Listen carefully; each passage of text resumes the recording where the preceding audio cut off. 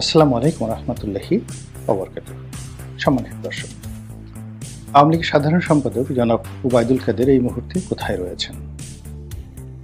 তিনি কি বাংলাদেশে বাংলাদেশে কোনো প্রত্যন্ত অঞ্চলে, সিলেটে কিংবা ঢাকা শহরে? তিনি কি নাকি দেশের বাইরে আছেন, কলকাতাতে, আগরতলাতে নাকি দিল্লিতে? এসব নিয়ে আলোচনা হচ্ছে, অনেক দিন থেকে আলোচনা হচ্ছে। দ্বিতীয়ত, তিনি কি জীবিত নাকি মৃত? দুটো খবরই রীতিমতো চাউল হচ্ছে। এক পক্ষ বলার চেষ্টা করছেন যে তিনি মারা গিয়েছেন কলকাতার একটি হাসপাতালে। তারপর আজকে জানেন তো যে আজকের দিনগুলোতে এআই দিয়ে, অর্থাৎ আর্টিফিশিয়াল ইন্টেলিজেন্স দিয়ে যে কোনো কণ্ঠ, যে কোনো ভয়েস, যে কোনো ভিডিও হুবহু তৈরি করা সম্ভব। আপনি খুব দূরদৃষ্টি সম্পন্ন না হলে এবং চলচ্চিত্র সম্পর্কে বা ভয়েস সম্পর্কে আপনি যদি এক্সপার্ট না হন, আপনি বুঝতে পারবেন না। তো সেই এআই টুলস ব্যবহার করে কিছু অডিও নয়, ঠিক স্টিল ফটো এমনভাবে দেখানো হয়েছে যে আসলে ওবায়দুল কাদের সাহেব কোনো একটি আইসিইউতে ছিলেন এবং সেখানে তিনি মারা গিয়েছেন। এখন বক্তব্য হলো যে তিনি কি ঢাকাতে মারা গেছেন নাকি কলকাতাতে মারা গিয়েছেন, এগুলো নিয়ে কথাবার্তা হচ্ছে। দ্বিতীয় যে প্রোপাগান্ডা হচ্ছে তাকে নিয়ে, সেটা হলো যে তিনি লুকিয়ে আছেন, কলকাতাতে লুকিয়ে আছেন। আওয়ামী লীগ নেতাকর্মীদের ভয়ে তিনি বের হচ্ছেন না। এর কারণ হলো তার প্রতি আওয়ামী লীগের যারা নেতাকর্মী তাদের ভীষণ রাগ, তার কারণেই দলের পতন হয়েছে। এবং তিনি আগ বাড়িয়ে অনেক কথা বলতেন এবং অনেক জিনিস তিনি প্রভোগ করতেন। আমরা পালাবো না, পালিয়ে মির্জা ফখরুলের বাড়িতে থাকতে দেবেন তো, তারপর এই ছাত্র জনতাকে ঠেকানোর জন্যে ছাত্রলীগ যথেষ্ট, ইত্যাদি নানা বিতর্কিত কথাবার্তা। এবং বিভিন্ন সময় প্রতিপক্ষকে উপলক্ষ করে কখনো তুচ্ছ করেছেন, তাচ্ছিল্য করেছেন এবং কখনো তাদেরকে প্রভোগ করেছেন যে তোমরা আন্দোলনে নামো, শেখ হাসিনার পতন ঘটাও, আওয়ামী লীগের পতন ঘটাও। শেষের দিকে তার বয়সের কারণে, শারীরিক অসুস্থতার কারণে এবং নানা রকম সমস্যার কারণে আমার কাছে মনে হলো যে তিনি কিছুটা মানসিক ভারসাম্য হারিয়ে ফেলেছিল। এমন আমরা দেখেছি যে তিনি ইউটিউবে এসে সামনে একটা ল্যাপটপ রেখে সোফাতে বসে আপন মনে বিড়বিড় করে তিনি বক্তব্য দিচ্ছেন। অ্যাজিব মনে হচ্ছে যে তিনি বড় কোনো বিশাল সমাবেশে বক্তব্য দিচ্ছেন, সামনে লক্ষ লক্ষ মানুষ। তো ধরুন আমি আপনাদের সঙ্গে এখন যে ভাষায় কথা বলছি, আর আমি যদি এখানে বসে সে ভাষা ব্যবহার করি, পল্টন ময়দানে আমার সামনে লক্ষ মানুষ দাঁড়িয়ে আছে, আর তাদের সামনে আমি আঙ্গুল উঁচিয়ে যেভাবে রাজনৈতিক বক্তব্য দেই, সেই বক্তব্যগুলো যদি আমি এখানে দিই, সঙ্গত কারণে আপনারা আমার ব্যক্তিত্ব নিয়ে, রুচি নিয়ে এবং মানসিক শারীরিক সুস্থতা নিয়ে প্রশ্ন করতে পারেন। জনাব ওবায়দুল কাদেরের সেরকম একটি অবস্থা তৈরি হয়েছিল সেই 2023 সন থেকেই। 24 সনে এসে এটা সম্ভবত দলীয় প্রধানের নির্দেশে কিছুটা নিয়ন্ত্রিত হয়েছিল, কিন্তু আবার তিনি সবল হয়ে গিয়েছিলেন। তো যেটা বলছিলাম যে তাকে আওয়ামী লীগের লোকজন যে কোনো সময় মারতে পারে, এই ভয়ে তিনি লুকিয়ে আছেন। কেউ কেউ একথাও বলছেন যে ইতিমধ্যে তাকে বেশ কয়েক দফা পিটানো হয়েছে।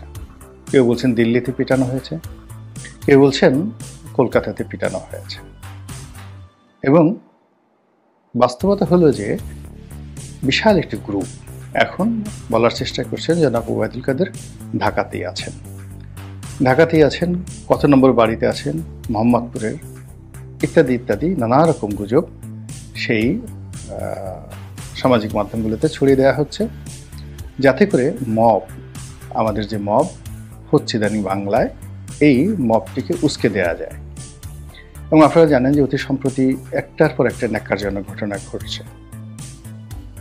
এসটি ইমাম সাবেক প্রধানমন্ত্রীর উপদেষ্টা ছিলেন, তার সন্তান, তিনি সংসদ সদস্য হয়েছিলেন, তার সন্তানের সাবেক স্ত্রী অর্থাৎ তালাকপ্রাপ্ত স্ত্রী, তিনি অন্য একটা ভদ্রলোকের সঙ্গে বিবাহ বন্ধনে আবদ্ধ হয়েছেন। সেই ভদ্রলোকের বাসায় হামলা চালানো হয়েছে যে ওখানে আওয়ামী লীগের লোকজন লুকায়িত রয়েছে, এবং বলা হচ্ছে যে সেখানে তারা গিয়ে ভাঙচুর, লুটপাট থেকে শুরু করে যা ইচ্ছে তাই করেছেন। এখন গুলশান বনানীর বা ধানমন্ডির যে কোনো অভিজাত পরিবারের বাসায় সোনা থাকে, গহনা থাকে, ডলার থাকে, এবং এই রকম মব সৃষ্টি করে যদি চুরি, ডাকাতি, রাহাজানি প্রকাশ্যে করা যায়, তাহলে যারা অরাজকতা সৃষ্টি করেন তাদের জন্য একটা মবের মূল্য তৈরি হয়ে যায়, যেটি আগস্ট মাসের 5 তারিখ পর শুরু হয়েছে এবং এখন পর্যন্ত থামেনি, বরং বেড়ে যাচ্ছে। এবং আগে যেভাবে পুলিশ নিষ্ক্রিয় ভূমিকা পালন করত, আর এখনও ঠিক ওইভাবেই তারা চলছে। তো ওবায়দুল কাদেরকে নিয়ে যে ভাইব ছড়ানো হচ্ছে, গুজব ছড়ানো হচ্ছে যে তিনি ঢাকাতে আছেন, অমুক অমুক এলাকাতে আছেন, অমুক নম্বর বাড়িতে আছেন। এখন সেই বাড়ি যদি এরকম মব সৃষ্টিকারীরা তারা ঘেরাও করে, ভাঙচুর করে, এখন ওই পরিবারে যদি ওবায়দুল কাদের থাকেন ভালো কথা, যদি না থাকেন তাহলে কি অবস্থা হবে? বসুন্ধরাতে একটা ব্যবসায়িক প্রতিষ্ঠান, বলা হলো যে এই প্রতিষ্ঠানের অফিসে আমির হোসেনের নামও লুকিয়ে আছে। এই কথা বলে শত শত মানুষ সেই ব্যবসা প্রতিষ্ঠানটিকে ভেঙে চুরে একেবারে তছনছ করে ছেড়ে দিল। ওই ব্যবসা প্রতিষ্ঠানের মালিক বেশ একসময় ঢাকা শহরের মাস্তান ছিলেন, গুন্ডা ছিলেন। তিনিও বডিগার্ড নিয়ে চালচলন করেন, তার বডিগার্ড যারা আছে তারা গুলি করলো। অমনি মব এমন পর্যায়ে চলে গেল যে আর ওই ব্যবসা প্রতিষ্ঠানের যা কিছু আছে তছনছ করে ছেড়ে দেওয়া হলো এবং সেই ভদ্রলোক জেলখানাতে চলে গেলেন বা তাকে গ্রেপ্তার করা হলো এবং বোধহয় 4-5 মাস সে জেল খেটে আবার সম্প্রতি সে বের হয়েছেন। তো এইরকম যে কোনো ভদ্রলোক, ধরুন আওয়ামী লীগের একজন নেতা, মন্ত্রী লুকিয়ে আছেন মির্জা ফখরুলের বাসায়। এখন মির্জা ফখরুলের যারা বিরোধী পক্ষ, আওয়ামী লীগের লোকজন কিংবা এমনকি তার নিজের দলের লোকজন, এরকম একটা গুজব যদি রটিয়ে দেওয়া যায় এবং মির্জা ফখরুলের বাসা যদি ঘেরাও করা হয় এবং সে বাসায় যদি তছনছ করা হয়, আওয়ামী লীগের রাজনীতি যেভাবে বেড়ে যাবে আর বিএনপি রাজনীতি সেভাবে শেষ হবে। একইভাবে যদি বলা হয় জামাত নেতা শফিকুর রহমান সাহেবের সিলেটের বাসায় ওবায়দুল কাদের সাহেব লুকিয়ে আছেন, কি হবে বলেন তো? লোকজন যদি এই যে একটা মব তৈরি হয়ে গেছে, এই মবটি গিয়ে সেই ডক্টর শফিকুর রহমানের হাসপাতাল, তার বাসা, এমনকি তার ঢাকার বাসা যদি আক্রমণ করে, এটা অস্বাভাবিক কোনো কিছু না।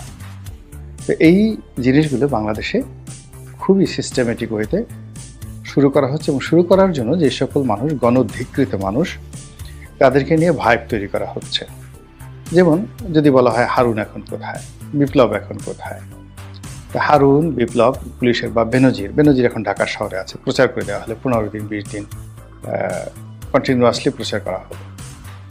তারপরে অমুক অমুক, এরকম আওয়ামী লীগের যাদেরকে ঘৃণা করা হতো এরকম 100-150 লোককে কেন্দ্র করে যদি অন্ততপক্ষে এক একজনকে কেন্দ্র করে যদি 10টা করে মব চালানো যায়, 10টা বাসা লুটপাট করা যায়, তো 1000 বাসা লুটপাট যদি আপনি করেন, ধনী অঞ্চলে অর্থাৎ গুলশান বনানীতে যদি 1000 বাসা এইভাবে লুটপাট করা হয়, তাহলে একটা বাসা থেকে অন্ততপক্ষে 3-4 কোটি টাকার মালামাল যদি নিয়ে যাওয়া হয়, কত কোটি টাকার ডিল? 4-5 হাজার কোটি টাকার ডিল শুধু এই মব করে করা সম্ভব। এবং এই কাজটি এটা বিশেষ গ্রুপ যে করছে না তার কোনো ইয়াত্তা নাই। তো কাজেই এই যে ওবায়দুল কাদেরকে নিয়ে আলোচনা হচ্ছে, তার একটা অন্যতম কারণ হলো মব সৃষ্টি করার একটা পায়তারা। দ্বিতীয় যে ঘটনাটি, সেটি হলো যে ওবায়দুল কাদের তার কর্মজীবনে এতটা নিন্দনীয় ছিলেন যে মানুষ তার বিচার চাচ্ছে, মানুষ তার মৃত্যু চাচ্ছে, মানুষ তার অবস্থা জানতে চাচ্ছে এবং মানুষ তাকে শাস্তি দিতে চাচ্ছে। ফলে তাকে নিয়ে কিন্তু আলাপ আলোচনা হচ্ছে, এর মধ্যে একটাও কিন্তু পজিটিভ নেই। একজন জীবিত মানুষকে যখন বলে ফেলা হয় যে সে মরে গেছে, ওই জীবিত মানুষের আর বেঁচে থাকার কোনো, যাকে বলা হয়, অর্থ থাকে না, জীবনের কোনো মানে থাকে না। এই পৃথিবী তাকে বাই বাই টাটা জানিয়ে দিয়েছে, এই পৃথিবীর মাটি তাকে ত্যাগ করেছে, আলো বাতাস তাকে ত্যাগ করেছে। কাজী ওবায়দুল কাদের সাহেব জীবিত থাকেন বা মৃত থাকেন এটা কোনো বিষয় নয়। বিষয় হলো সবাই তাকে এখন মৃত ব্যক্তি হিসেবে জ্ঞান করছেন এবং এই পৃথিবীকে তার প্রয়োজন নেই, এই পৃথিবীতেও তার প্রয়োজন নেই। দুটো মানে তিনি এই পৃথিবীতে বেঁচে থাকেন, এটা যেমন তিনি সেই আশা আকাঙ্ক্ষার বাইরে চলে গেছেন, আর এই পৃথিবীর কেউ ওবায়দুল কাদের মতো একটা প্রাণীর প্রয়োজন আছে এটা মনে করছে না। তো এরকম অতীতে যাদের বিরুদ্ধে এরকম বলা হতো যে তারা মরে গিয়েছে, আলটিমেটলি তারা সবাই মরে গিয়েছে এবং খুব অল্প সময়ের মধ্যে মরে গিয়েছে এবং তারা জীবনের সেই যে হৃদয়, পৃথিবীর আলো বাতাসের সঙ্গে তাদের যে সম্পর্ক, সেই সম্পর্কটা যখনই চলে যায় প্রকৃতিগতভাবে মানুষের মুখ দিয়ে এইভাবে মৃত্যুর সংবাদ বের হয়ে আসে। তো সেই দিক থেকে ওবায়দুল কাদেরের যাকে বলে গ্রহণযোগ্যতা, পৃথিবীর সঙ্গে তার সম্পর্ক, প্রয়োজনীয়তা এটি শেষ হয়ে গিয়েছে। 2 নম্বর হলো যে তাকে নিয়ে এত সমালোচনা কেন? তার জীবনের কয়জন মানুষ তার দ্বারা উপকৃত হয়েছে, সেই মানুষগুলো কই? তিনি কি কারোর জন্য কিছু করেছেন, নাকি কেবলই মাত্র সবার উপর কাঁঠাল ভেঙেছেন? যদি তিনি মানুষের উপকার করে থাকেন তাহলে তো তাকে নিয়ে এইভাবে কথা বলার যাকে বলা হয় কোনো মানে হয় না। আওয়ামী লীগের অনেক নেতা তাদেরকে নিয়ে তো কথা হচ্ছে না, কোনো রকম কথা হচ্ছে না। তারা মন্ত্রী ছিলেন, ক্ষমতায় ছিলেন, তাদের বাবাও মন্ত্রী ছিলেন, কিন্তু নির্বাচনী এলাকা থেকে শুরু করে সব জায়গাতে তারা প্রচণ্ড জনপ্রিয় ছিলেন। অবসরের প্রেক্ষিতে তারা অনেকে পালিয়ে আছেন বটে, কিন্তু তাদেরকে নিয়ে কিন্তু আলোচনা হচ্ছে না। কিন্তু ক্ষমতার দিক থেকে তারা কেউ কিন্তু ওবায়দুল কাদের চেয়ে খারাপ অবস্থাতে ছিলেন না, কিন্তু ওবায়দুল কাদেরকে নিয়ে সবাই আলোচনা করছে। কোথায় তিনি, ধরতে হবে, মারতে হবে ইত্যাদি কথাবার্তা। তার আগে যে কথাটি বললাম যে তাকে নিয়ে আরও বলা হচ্ছে যে